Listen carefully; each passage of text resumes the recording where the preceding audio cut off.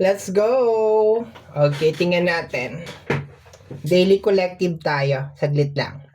Kukuha lang tayo ng energy sa coffee.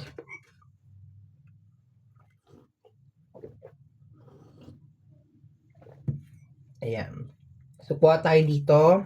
Kuha tayo dito. Alternate lang. Okay na siguro yan. Dagdagan pa natin. Ayan. Okay, ready na? Kagaya po ng lagi kong sinasabi, sorry. Sa tamang panahon, sa tamang oras, hahanapin ka po ng reading na ito. Let's go na tayo, collective. Let's go na.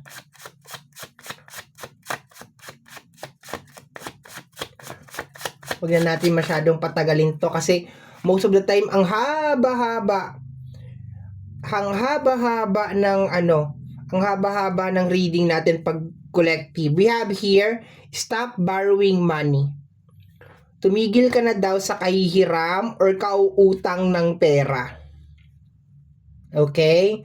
Tumigil ka na daw. Okay, tama na yan. Yun ang sinasabi dito, my dear. Okay? We have here, law of attraction. Okay? Nabablock niya yung law of attraction mo, my dear. Okay? Or subukan mong i-practice yung law of attraction mo, my dear. Okay? Kasi parang mas itong dalawang card na to is opposite eh.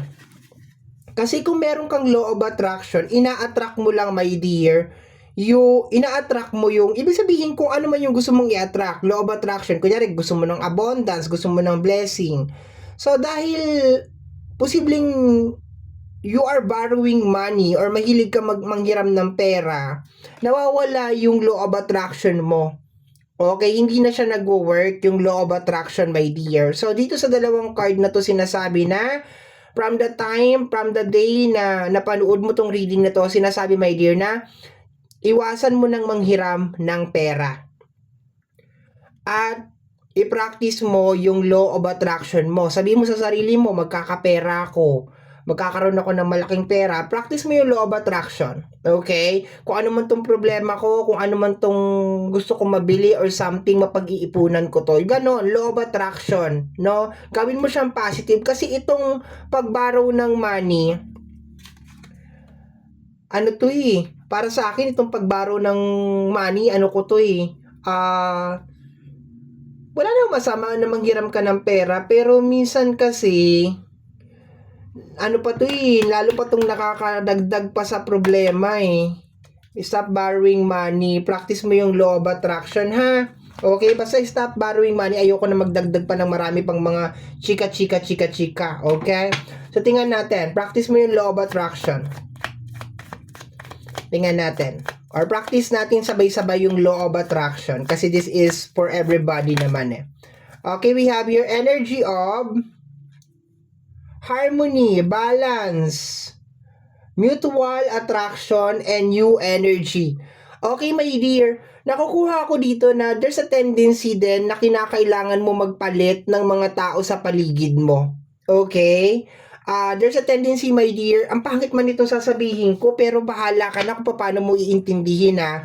Posible, my dear, na baka meron mga tao na nagkokos kung bakit kinakailangan mo manghiram ng pera or nagiging dahilan kung bakit ka nanghihiram ng pera. So, paki-analyze ngayon, my dear, kung meron bang mga tao sa paligid mo or energy sa paligid mo na nagiging dahilan kung bakit ka lalong nalulugmok or lalo kang nalulugmok or lalo kang nahihirapan, ha?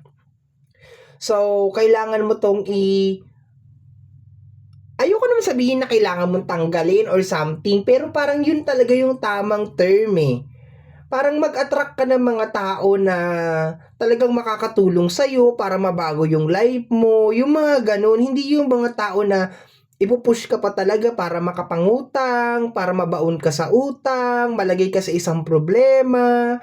No, paki-analyze yan ngayon, my dear, kung sino-sino tong mga energy na to. Sino ba yung tao na parang laging ikaw ang sumusolusyon ng problema, tapos para masolusyonan yung problema, nakakapangutang ka pa, ganun, o nakakapanghiram ka pa, yung mga ganun, or nakakapag-cash advance ka pa, nakakabalik ka pa, yung mga ganun. No, so, Tingnan mo yan, my dear. Sinasabi din kasi, my dear, sa card na ito na meron mga tamang tao, my dear, na talagang makakatulong sa'yo para maging successful ka. And yun ang dapat mong ina-attract, my dear. Yun dapat ang pinapapasok mo sa buhay mo. Hindi itong mga energy, my dear, na sumisira ng, ayoko sabihin na sumisira ng buhay mo, sumisira ng balance na okay. Kung ano man yung nangyayari sa life mo as of this moment, okay? So let me see, my dear. Dagdag pa tayo.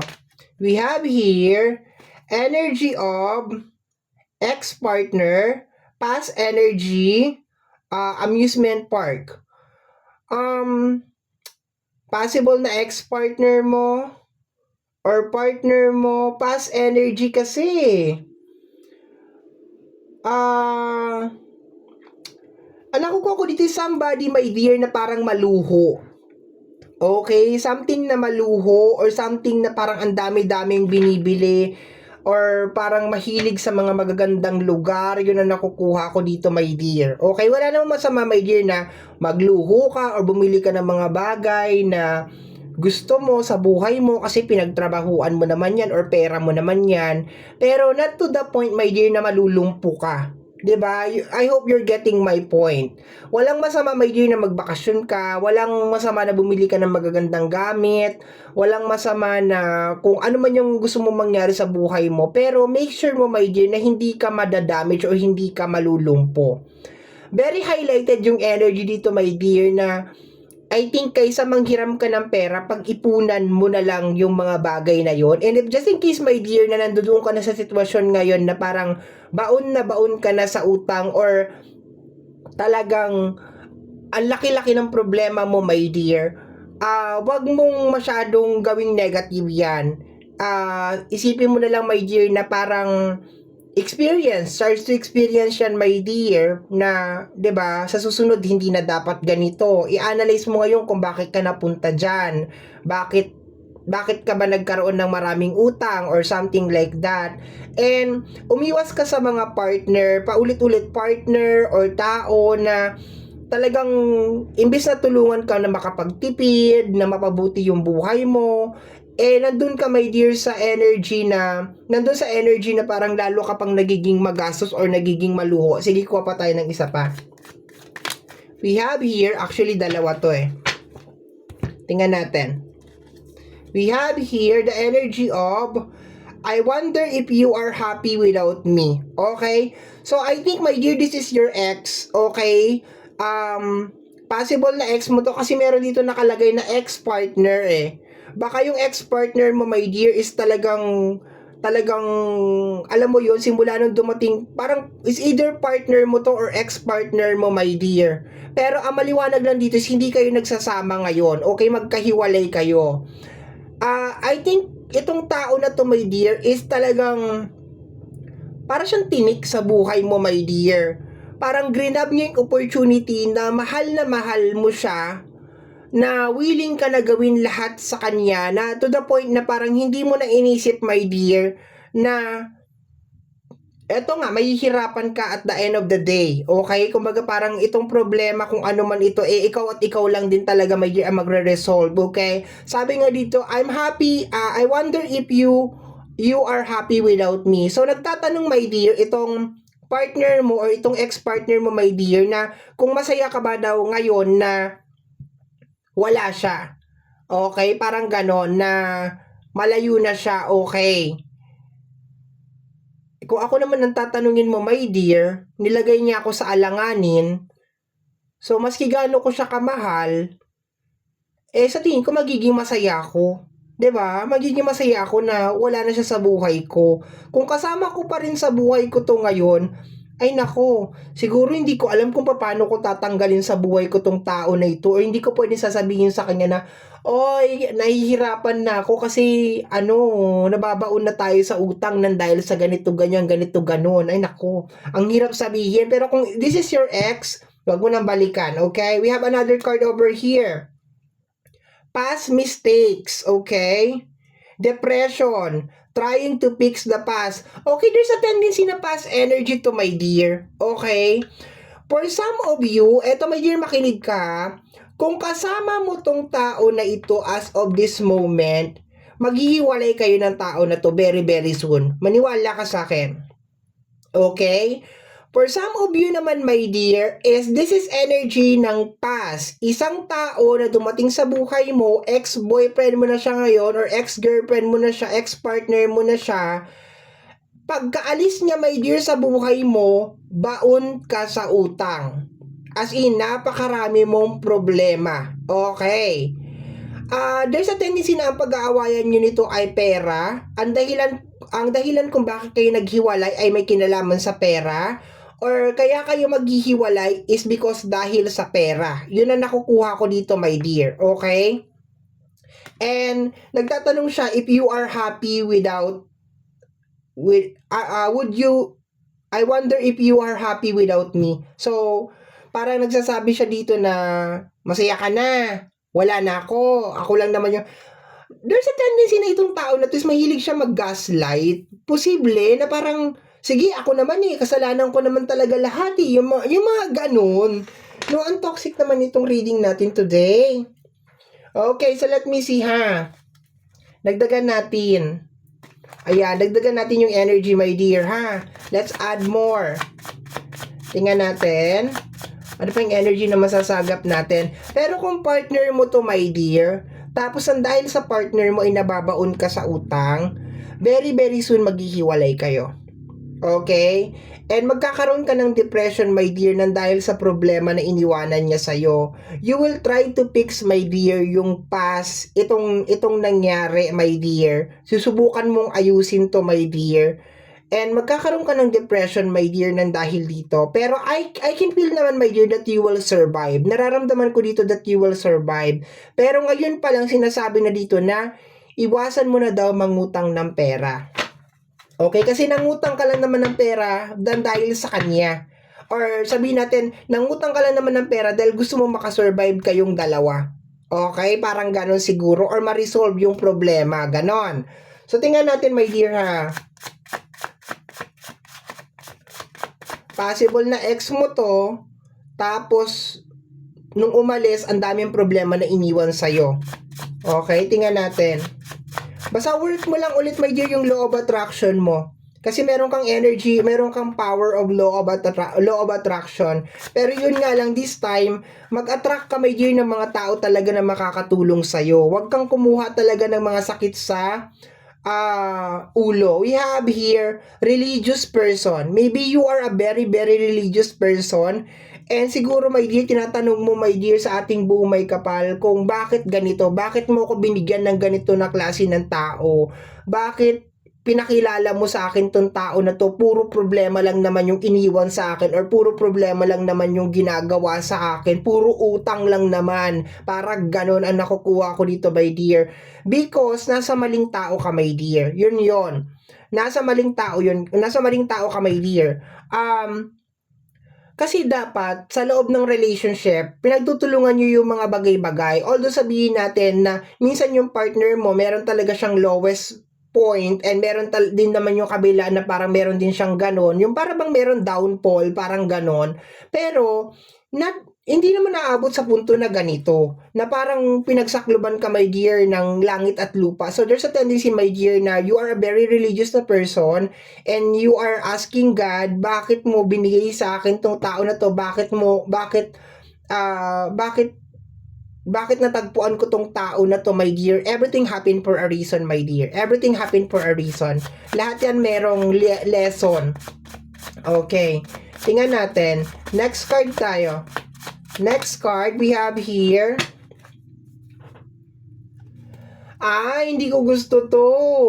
Someone is getting paid to eliminate you. Sabi ko na baka itong tao na to, my dear, alam mo, madalas ako nagkakaroon ng ganitong pakiramdam na meron mga tao na pinapapasok sa buhay ko parang silang mga bayad para sirain lang yung buhay ko, yung magpapanggap na mahal ako, yung magpapanggap na supporter, yung something, para lang talaga sirain ako. And eto na siya, my dear, someone is getting paid to eliminate you. Ibig sabihin, my dear, there's a possibility na itong tao na to, my dear, na pumasok sa buhay mo is talaga yung pinaka-intention niya talaga, ito na lang sabihin natin, pinaka-intention niya talaga, my dear, is malagay ka talaga sa ganitong sitwasyon. Okay, so hindi to aksidente. Just in case talagang hirap na hirap ka ngayon at talagang problemado ka talaga ngayon, okay, it really doesn't matter kung kasama mo man siya ngayon or hiwalay na kayo, intention niya, my dear, na gawin sa iyo ito. Okay. We have here, huminahon ka muna bago ka magsalita. Okay, this is energy of trigger. Okay? Ang nakukuha ko, my dear, is parang merong somebody out there na gusto ka na parang maging wild or something. Yung parang pag, 'di ba, normal naman na reaction natin, my dear, is pag nasa isang sitwasyon tayo na hindi maganda, talagang minsan mainit ang ulo natin. Hindi minsan, madalas 'di ba? Madalas ganon.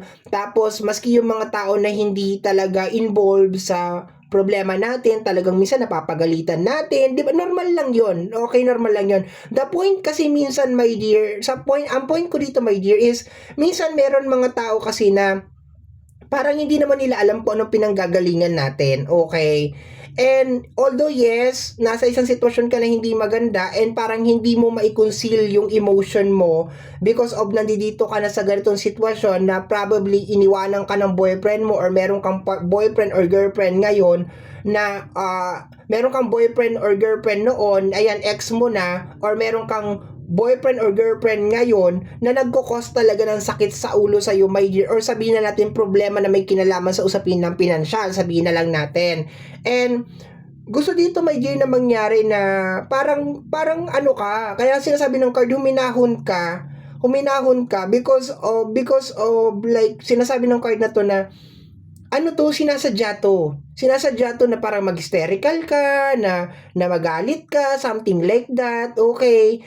So, huminahon ka, my dear, because everything will be alright. Kung kasama mo pa rin sa buhay mo to ngayon, very very soon maghihiwalay kayo nito. Kung ex mo naman to, my dear, be thankful na wala na siya sa buhay mo, and believe me, kakayanin mo to, may sasurvive mo kung ano man tong bagay na ito, okay? And we have here, unfriend, okay? Kung ito, my dear, ay wala na sa buhay mo, yung tao na nag-cause nito, my dear, ay wala na sa buhay mo, please paki-unfriend, okay? Paki-unfollow, paki-block, okay? Yun ang nakukuha ko dito. Paki-unfriend, paki-unfollow, paki-unblock, okay? And kung sakasakali, my dear, na mangyayari yung breakup, okay, kasi nakukuha ko talaga na meron talagang breakup very very soon, kasi mangyayari yung breakup na yun, my dear, para makapasok itong mga bagong energy na posibleng tutulong talaga sa iyo, my dear, para ma-resolve tong problema mo. Unfriend mo kaagad to. Unblock, block mo kaagad. Unfriend? Tama, i-unfriend mo, okay? Tapos i-block mo na, okay? Kasi baka makikita mo pa rin talaga sa social media, okay? Tapos ano ka pa rin, maingganyo ka pa rin na mag-usap pa rin kayo, ayan, mabudol-budol ka na naman ulit, okay? Let me see, my dear. What is this? Adoption, new member, pet lover. Okay, may pet ba kayo? May aso at pusa ba kayo? Or lately, meron kayong inadapt na aso at pusa? Okay, aso or pusa? Or siya ba yung klase ng tao na mahilig sa pet? Okay. Pero hindi naman bumibili ng pagkain ng pet? Okay, yun ang nakukuha ko dito, my dear. Okay, alam mo yung energy, my dear, parang binibigyan ka lang talaga ng problema. Yun ang nakukuha ko dito. Kasi meron tayo ditong energy na new member, pet lover, adoption, okay. Maybe you are a pet lover or siya ay pet lover, pero nakukuha ko rin, my dear, na parang mahilig mag-alaga pero hindi marunong bumili ng pagkain. Na ganun nakukuha ko. Okay, let me see. We have your energy ng liar, unfaithful, at saka cheater. 'Di ba? Liar, unfaithful, at saka cheater. I think, my dear, masakit man to sasabihin kung ginagamit ka lang ng tao na to, my dear. Okay. Ginagamit ka lang ng tao na to, my dear, kasi alam niya na every time na magkakaroon ng chaos or magkakaroon ng problema sa loob ng relationship, nandyan ka to the rescue. Willing kang gawin lahat para may survive yung relationship. Pero siya, I don't see na meron siyang ginagawa na any effort, my dear, para sa relationship. I don't see. Wala akong nakikita. And to the point, my dear, na sinabi dito na someone is getting paid para i-eliminate ka, there's a tendency, my dear, na hindi talaga ito kakampi. Okay? Talagang there's a tendency na pangit man sabihin yung naiisip ko, pero talagang yung mga ginagawa niya ay sinasadya niya talaga yan. Okay? We have here, I wish I could be different. I wish things could be different. Okay? So, hindi mo na mababago to, my dear. Nangyari na ang nangyari, touch move na siya. Basta sinasabi lang dito sa card na next time mag-attract ka ng mga tao talaga na makakatulong talaga sa'yo. Hindi yung mga tao na ilulugmok ka, ibabaon ka sa utang, yung mga ganon, ha? Mag-isip-isip ka, my dear, sa mga taong pinapapasok mo sa buhay. Okay, dapat ang relationship ay tulungan. Hindi isa lang na tao, my dear, ang nagtatrabaho. Ganon. Oo, meron ditong energy ng liar, cheater, di ba? Magsisisi to, my dear. Okay, kung ito, my dear, ay naghiwalay na kayo, nagsisisi na to by this time. Okay? To the point na tinatanong niya dito, I wonder if you are happy without me. Nagsisisi na to, my dear, sa lahat ng ginawa niya sa'yo. Okay? Possible, my dear, na iniisip na ng tao na to na sana hindi ko na lang ginawa sa kanya yung bagay na yon. Sana tinulungan ko na lang siya or something. Okay? Nagsisisi na to. Let me see, my dear. Dagdag pa tayo, ha? Dagdag pa tayo. Basta relax ka lang.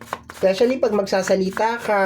Okay? Always remember, may mga tao, my dear, na hindi naman kasali sa problema. Okay? They are all part of the show. My dear, they are all part of the show. Talaga naman! Alam mo, bago ko mag-reading, alam ko na to. They are all part of the show. Yung pag-a-adapt, yung pag-aalaga, yung hindi pagbili ng pagkain, yung paggawa ng mga problema sa loob ng relasyon, yung pagto-troubleshoot mo, lahat-lahat, my dear, lahat yon is a part of the show. And possible, my dear, na pati siya ay cast nung show na yon. Kung ano man yung show na yon, anak kayo ng pating. Yun lang ang sasabihin ko. Okay? You are being recognized. Okay? You are being recognized, my dear. I think meron kang potential.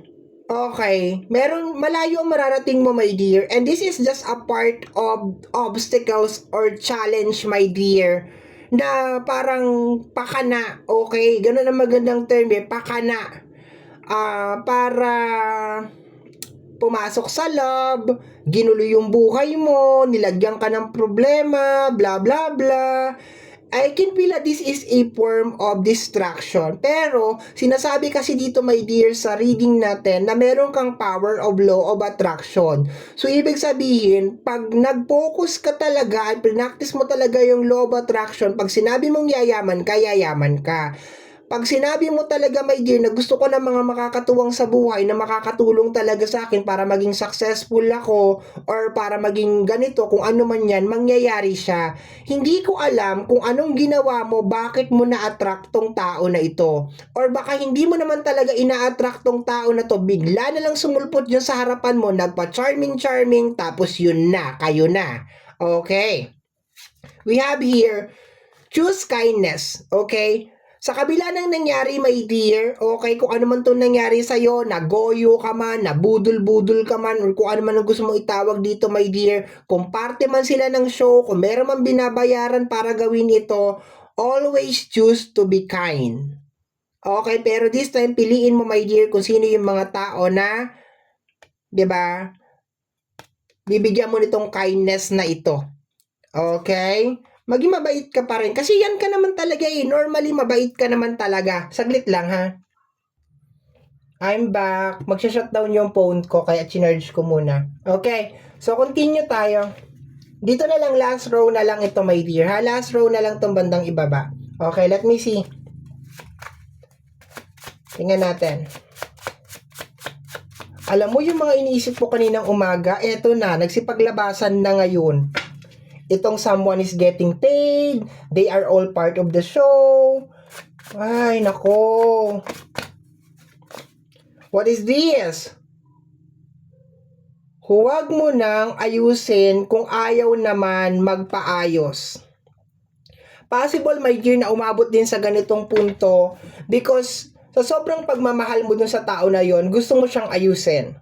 Gusto mo mapabuti yung buhay niya. Okay?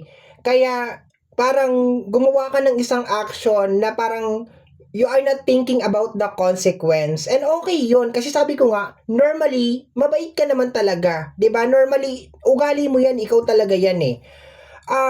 Pero sinasabi ng card dito, my dear, na wag mo nang pilitin ayusin kung ayaw naman talagang magpaayos ng tao na to. Kasi sayang lang yung effort mo. 'Di ba? Kumuha ka na lang ng random stranger sa daan, tapos yun na lang ang tulungan mo, siguro mas okay pa. Baka yun, o kaya kumuha ka ng mga bata or something, magpaaral ka or something, mas mainam pa yun. Kasi, alam mo, ang sarap tumulong sa isang, ito my dear, ang sarap tumulong sa isang tao na nakikitaan mo ng improvement. Pero kung ginawa mo na lahat sa isang tao, tas wala pa rin talagang improvement, baka nasa maling tao ka talaga, my dear. Yung puro negative na lang, minomotivate mo, pinupush mo, tapos puro negative pa rin, 'di ba? Nakadepende na lang na nakadepende sa iyo, sa lahat. Nako. We have here energy of Scorpio. Ikaw ba ay isang Scorpio? Hello Scorpio. Okay. Ikaw ba ay isang Scorpio? Let me see. Konti na lang, my dear. Konti na lang matatapos na tayo. And then bukas po ulit. Bukas po ulit tayo, ha? Always remember, sa tamang panahon, sa tamang oras, hahanapin ka po ng reading na ito. Dagdagan natin. Oops, may nahulog. Teka lang. Kunin natin. Nasaan na siya? Ayun, nakita ko na.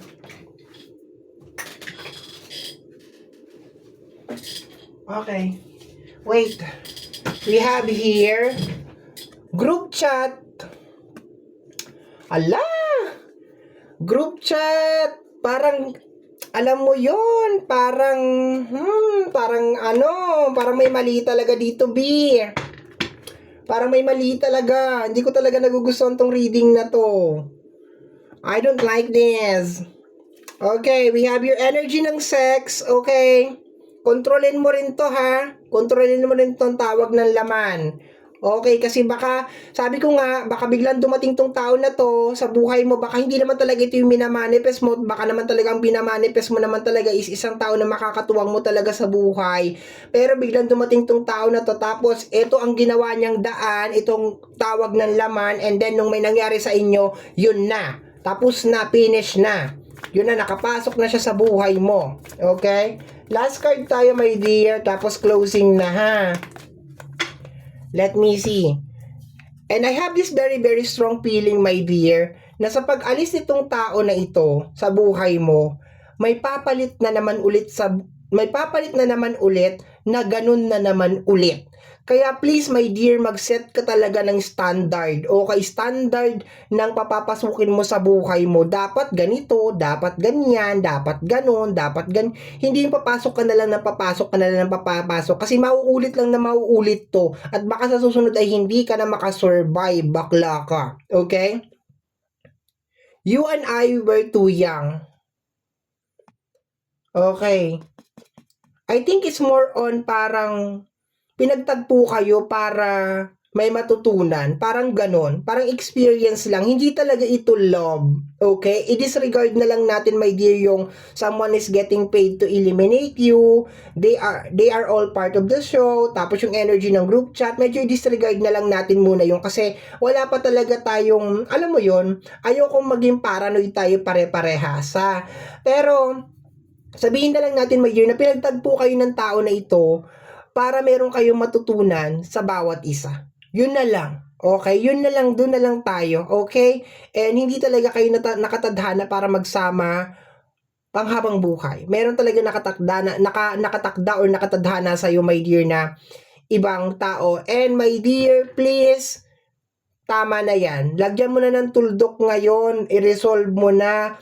Ang pinakauna natin dito is tigilan mo ng manghiram ng pera sa abot na makakaya mo at i-work mo yung law of attraction mo, my dear, because meron ka nung power na yon, okay?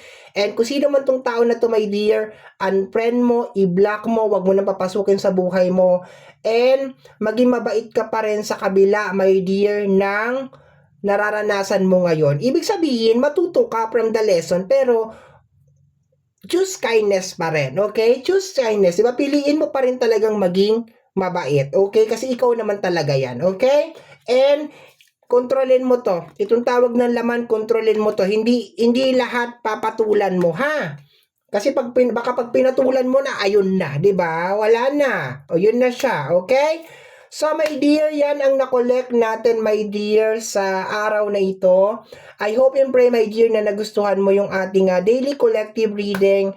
And always remember, my dear, na mga cards natin ay gabay lamang po. Tayo pa rin po ang gumagawa ng ating kapalaran. Maraming salamat po.